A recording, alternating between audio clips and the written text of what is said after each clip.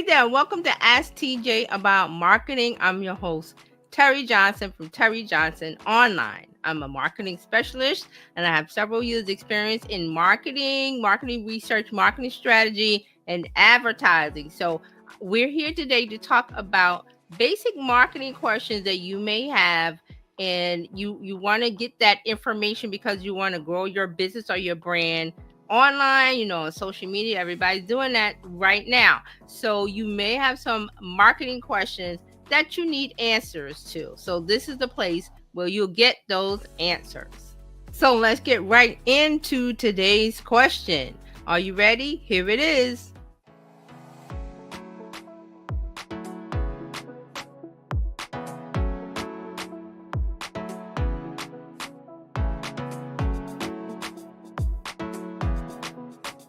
So excuse me, what I want to talk about is long and short content because of the things that we just said, because of generative AI tools. Now we've got to get into the fact of we've got to make content that is effective. And now there's a tool where everybody can make content. I mean, you could before, but now really, I said that easy button at the beginning of the show. I said this is the easy button. Why? Because a 3-year-old can do it. So everybody can. So in the era when anybody has this tool that allows you to be a samurai master, how do you stand out? Well, we got to look at some content strategies. So the short is short-term strategy. And let me read you this. Short-term content strategy focuses on creating content that is relevant and timely with the goal of attracting immediate attention and driving short-term results. That's like trending topics, trending events, different things that you can do that is in the moment. And we call that newsjacking and then some other words. Versus long-term content strategy focuses on creating content that is evergreen, remains relevant and valuable to your audience for an extended period of time.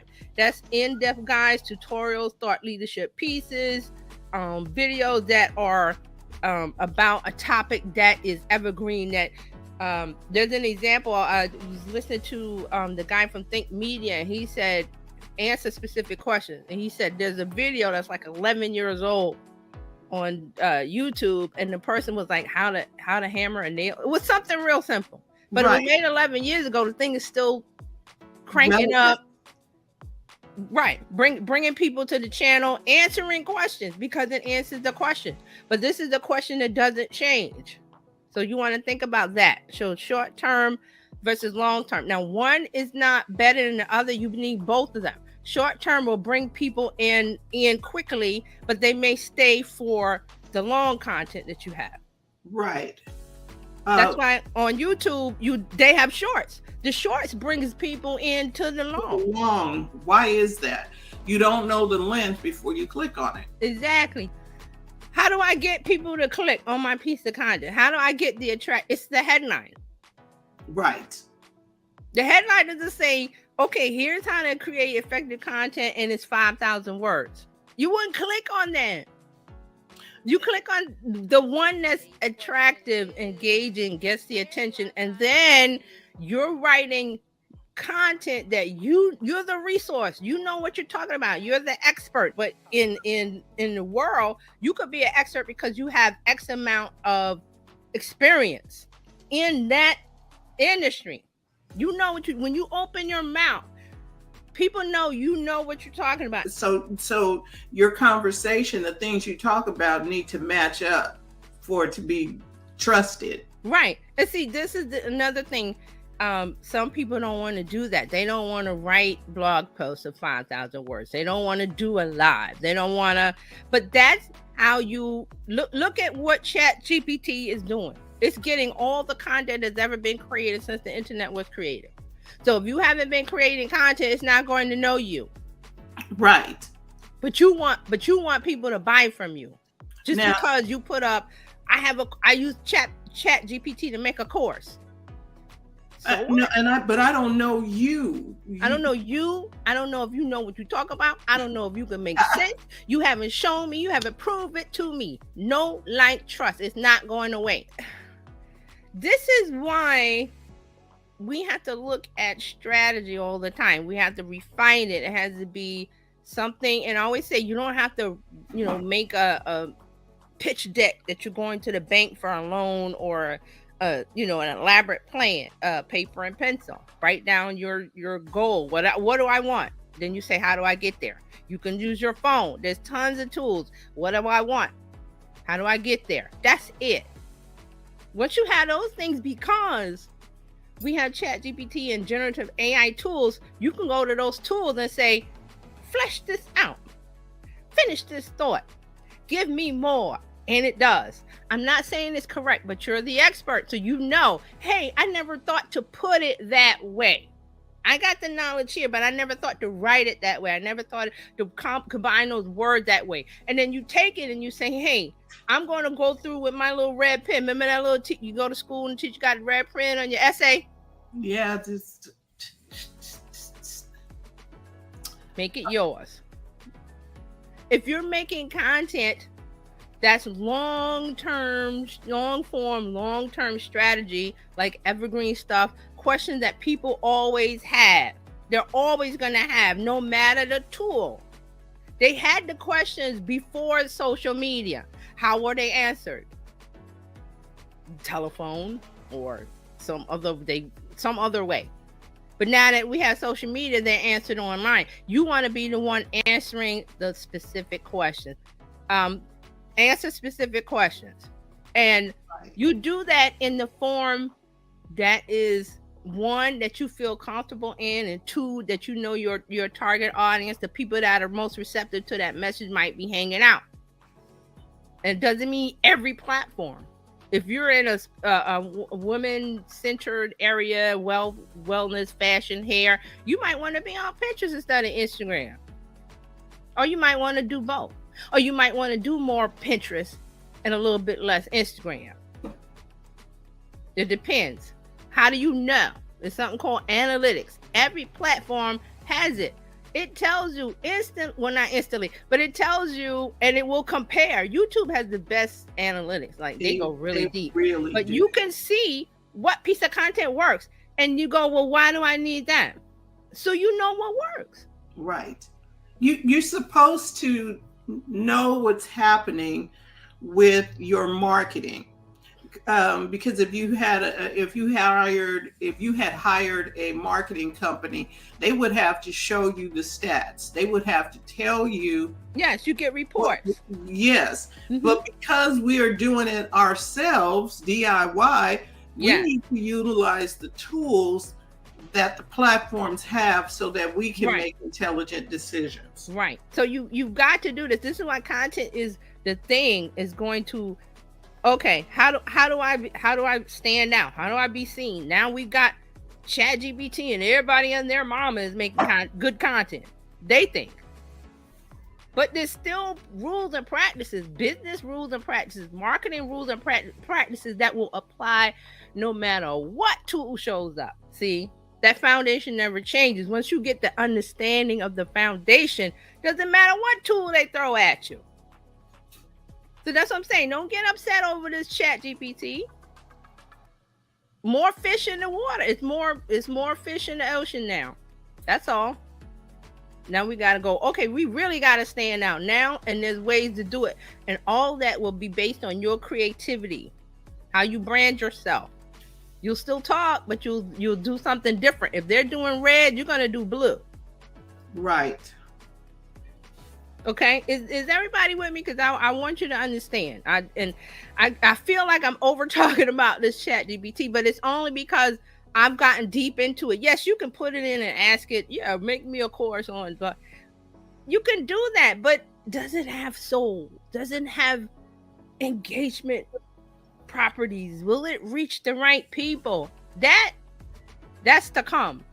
But again, once it gets to a place where it's going to be, we won't be able to distinguish it from a human, whatever.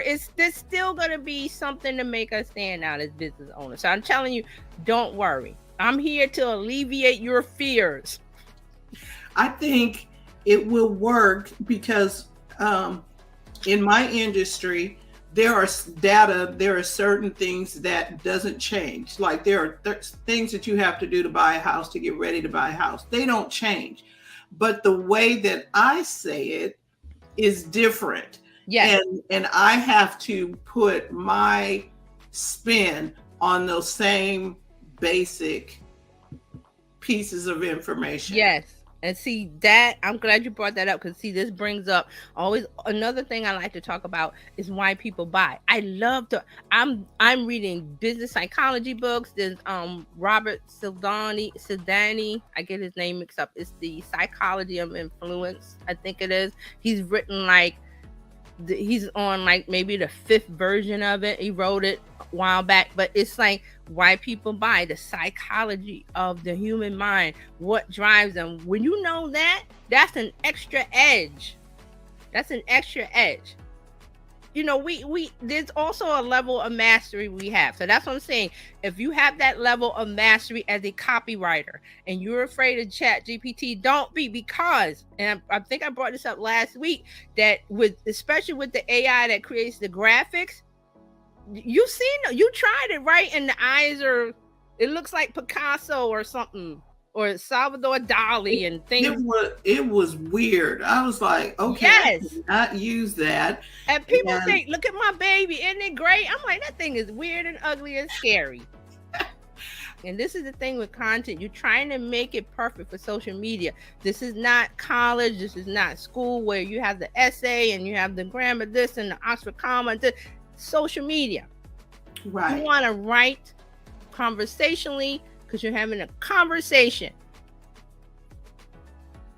So we're moving to the next level. ChatGPT. You got to learn how to write in ChatGPT language.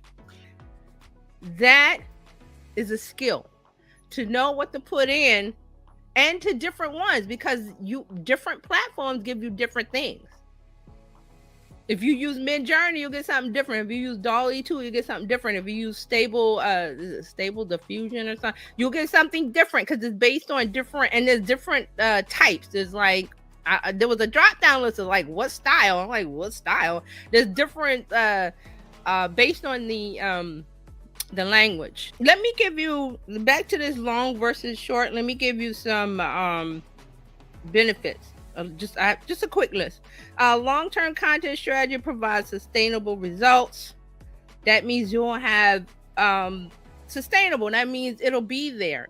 When the question is asked, the answer will appear, because you put it on YouTube, or you've put it on your newsletter and you've asked them to join, or you put it on Facebook, or you put it on Instagram and they're doing it. Whatever it is, it's there waiting. But it has to be there waiting. So if you don't make that piece of content to answer that specific question, someone else is going to get that. Okay? Somebody else is going to get the benefit.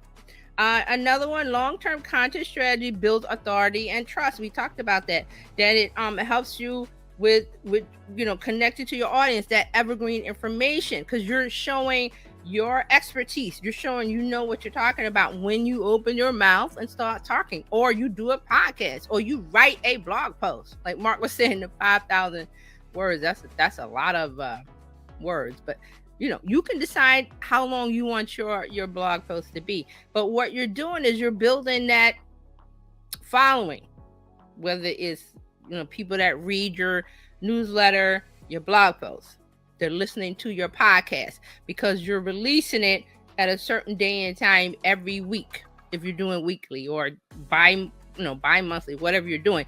And you're letting people know, hey, my podcast is out. Did you know I had a podcast? Blah, blah, blah, blah, blah. You do that on social media. That's the short-term content. You still want to do that, but you want to drag. You want to direct them, not drag. You want to direct them to the long-term content. So also, long-term content strategy is cost-effective. That means because you're making content, and this is even before ChatGPT, and I keep bringing it up, but the cost of the time involved in making content is much shorter now, much shorter. So you can make more, okay? But you can make more short-term content with these tools and miss the mark, and it's okay because you didn't put a lot of effort into it. Or you could say, I'm going to use it to help me create long-term strategy or long-term content, because ChatGPT and these other tools can give me an outline. They can help. I can give it an idea, a phrase, and it can give you so much from that people are copying and pasting wrong. You're using it as inspiration, because I asked it, give me a list of titles for a blog post.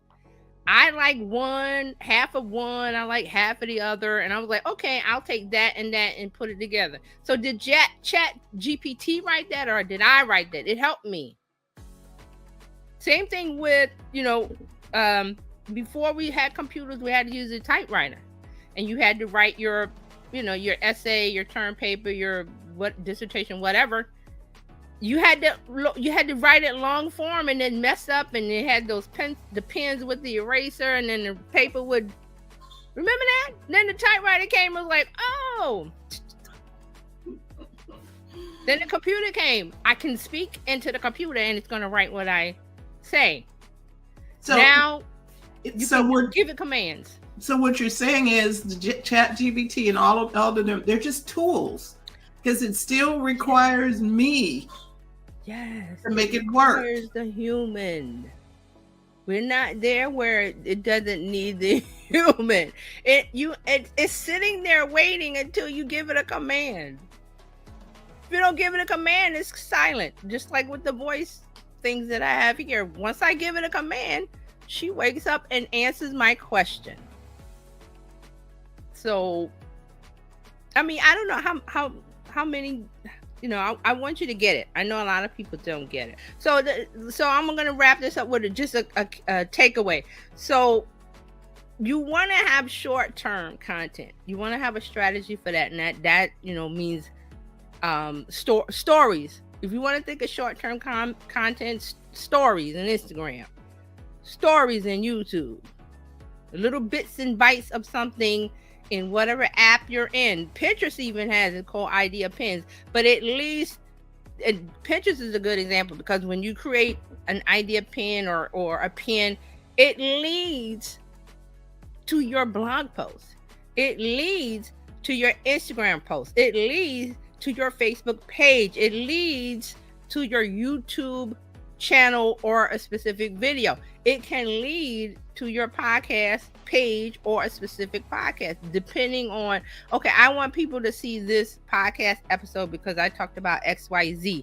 Let me go on Instagram and make a little what do you call those little audiograms where it has the little thing, the little waveform, and then it says, oh, if you want to hear an entire podcast episode, go to my link in bio.